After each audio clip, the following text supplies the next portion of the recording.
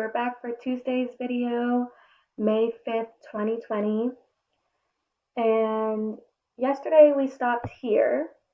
So today we're going to finish reading our story and we're going to take our picture that we drew of Jack and we're going to add at least 2 more words about the character Jack. So let's finish reading our story. We stopped at when Jack's mom threw the beans out the window because she was furious. She was so angry. But now the beans are in the ground and they grew and grew until they reached the land of the clouds. So let's see what happens next, what happens the rest of our story. And what else can we learn about our character Jack that we can add to our picture? Then a long, wiry tendril reached down to the house and tapped on Jack's bedroom window. "Who's that?"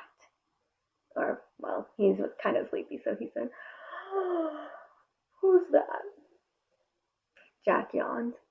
He saw strange shadows in the moonlit window, and, not sure whether this was a dream or a real adventure, he padded across the room and drew back his curtains. There, bending and swaying in the moonlight, was the most enormous beanstalk he had ever seen. "I wonder where the top of it goes to," Jack said to himself. There was only one way to find out. Without stopping to think twice, he clambered over the windowsill and started to climb. Soon the house was just a tiny dot far below. Still, he made his way upwards. Well, I don't know about you, but I know that there are lots of people who are scared of heights, so I think Jack must be pretty brave to climb all the way up a beanstalk. Finally, he reached the land of the clouds and stepped off the beanstalk onto the fluffy gray ground. In the distance, he could see a huge castle. Jack walked straight up to it and knocked on the door. He heard the clank of keys being turned, the rumble of bars being slid back, and the rattle of chains being unfastened. Then, at last, the huge door creaked open a crack, and he saw a little old woman peering at him by the light of a candle. "You can't come in," she whispered. "He'll be back soon. Go away." "Please," Jack begged. "I'm a stranger here and starving hungry. Can't I just pop in quickly for something to eat?" The woman looked at him more closely and saw that he was a nice-looking lad with a ready smile. That's another thing to use in your drawing. He's nice-looking, he has a smile on his face. So this old lady who's telling him to go away seems to think that she can trust Jack because of how he looks. "Very well. You can come in for a minute," she said, "but don't let him catch sight of you." Dun dun dun. "Who's he?" asked Jack as they made their way along the dusty castle corridors to the big kitchen. Lining the walls were mounds of huge, bulging sacks, which jingled as Jack brushed against them. "The giant, of course. If he catches you, he'll eat you for sure. He's got a foul temper, so you'd better keep out of his way." Okay, so when someone has a foul temper, it means that they get angry pretty easily, quickly. They get angry really quickly. So if you see him, blah, blah, blah. Okay, he's got a foul temper, so you better keep out of his way. Hide among the sacks if you hear him coming. Then, just as she finished speaking, There was a crashing of heavy footsteps outside the room. Jack only just managed to hide behind a heap of sacks when the door burst open and in barged the giant. Fee, fi, fo, fum. I smell the blood of a stinky man. Where is he, woman? Where are you hiding him? The giant sniffled his way around the room until he came close to where Jack was hiding. Oh, don't be silly, said the old woman. All you can smell is the stew I've made. I was trying a bowl of it to make sure it was good enough for you. Would you like some? Soon the giant had slurped his way through an enormous bowl of stew. He belched loudly, then demanded, Fetch me my goose. I want some more gold. The old woman slipped out of the room and was soon back, cradling a huge, very gloomy-looking bird in her arms. Gloomy. So like when it's a gloomy day, it means it's like raining and it's gray.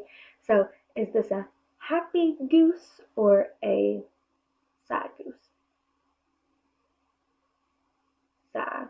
Gloomy would mean he looks kind of like not so happy. Sad. Peeping out from his hiding place, Jack watched as the goose began to lay eggs, each one made of pure gold. As each egg appeared, the giant put it into a giant egg box. Then he demanded, Now fetch me my harp. I want some music. Once again the old woman bustled out of the room and came back holding an exquisite harp made of pure gold. Even the strings were golden. Play, harp, play, shouted the giant. And, as if by magic, the room was filled with the most beautiful, gentle music as the strings began to vibrate all by themselves. Soon the giant fell asleep, and his snuffling and snoring echoed around the room.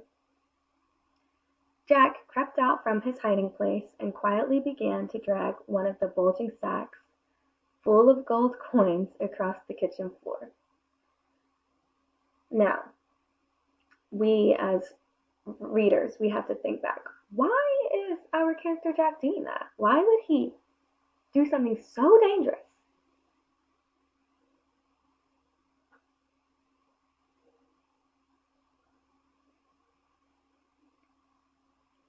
And if you can remember from the beginning of the story, does his mom and him, do they have any more food?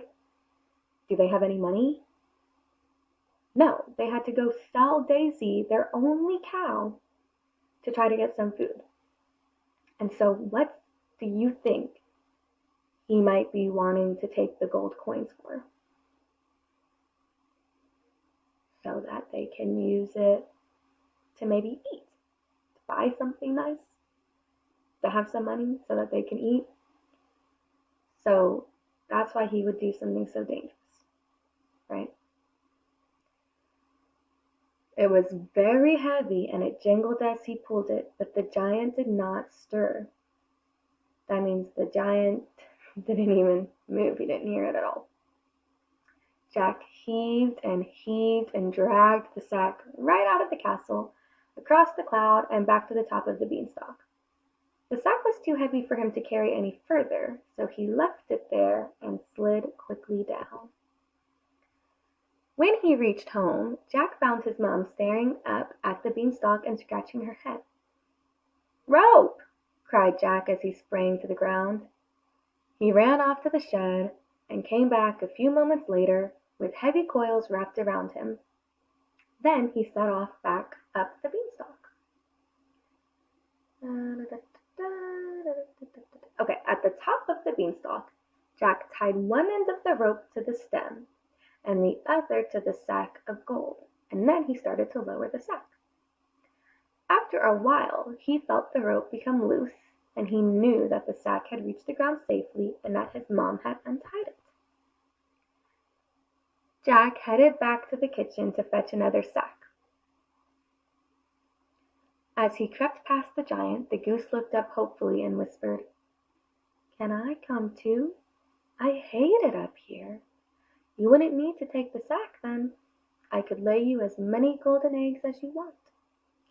So Jack picked her up and ran out of the room. In the corridor, he bumped into the old woman. "Can I come with you as well?" she asked. "Of course," said Jack. "Here, you take the goose, and I'll go back for the harp." But as Jack picked up the harp, it suddenly cried out, "What's going on? Who are you? Help! Help!" Jack raced out of the kitchen just as the giant woke up, saw what was happening, and began to give chase. Faster and faster ran Jack. Closer and closer came the giant.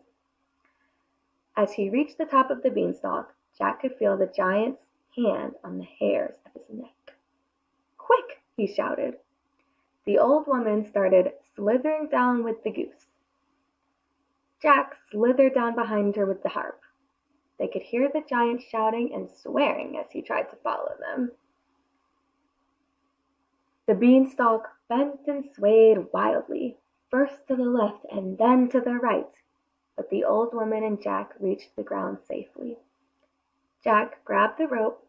He pulled and he pulled until he could see the giant hanging on for dear life, glaring down at him. Then he let go. Bling! The beanstalk shot upright like an enormous catapult. Unable to hold on any longer, the giant flew off the end. He soared away into space and was never seen again. And as far as I know, he's still there. The old woman went inside to make a pot of tea. Mom put the golden harp on the kitchen dresser, and Jack made the magic goose a special hut. He put the sack of gold in the cellar and took out a coin whenever he needed to buy something. And the last time I went to visit, the harp played jigs and reels, so we all had a merry dance. Okay, so you're going to take the picture that you drew of Jack from yesterday, and you're going to add at least 2 more words to your drawing. So you have to think about the type of person that Jack is. Is he shy? Is he brave? Is he helpful? Is he selfish? And you're going to have to write those words down. It might be helpful to talk to someone about what you think of Jack first, and then decide what words you want to write about him. And tomorrow we're going to read another version of this story with a different character and see if they are similar or different. All right, I'll see you then.